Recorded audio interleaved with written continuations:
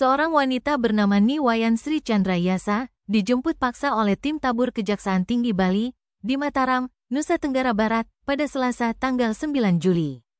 Ia diamankan berkaitan dengan kasus korupsi dana Program Nasional Pemberdayaan Masyarakat Mandiri Perdesaan dan atau Dana Amanah Pemberdayaan Masyarakat Swadana Harta Lestari, Kediri, Tabanan. Penjemputan paksa dilakukan setelah wanita itu 3 kali mangkir dari panggilan pemeriksaan penyidik Kejaksaan Negeri Tabanan. Hal ini diungkapkan oleh Kasih Penerangan Hukum Kejati Bali Putu Agus Eka Sabana Putra bersama Kepala Kejari Tabanan Zainur Arifin Syah. Kajari Tabanan Zainur Arifin Syah pun menjelaskan rincian kasus ini, bahwa Sri diduga terlibat melakukan tindak pidana korupsi. Dari pinjaman fiktif ini, ada pembuatan laporan-laporan fiktif, pengembungan fiktif, serta keuntungan fiktif. Total data peminjam fiktif mencapai 104 kelompok.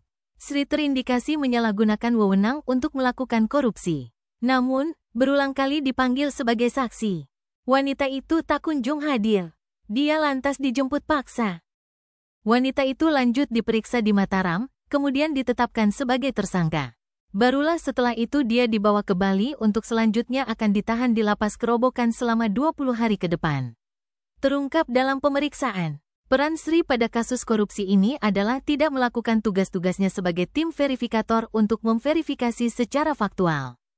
Hanya menandatangani kredit-kredit fiktif yang sudah dicairkan sebelumnya.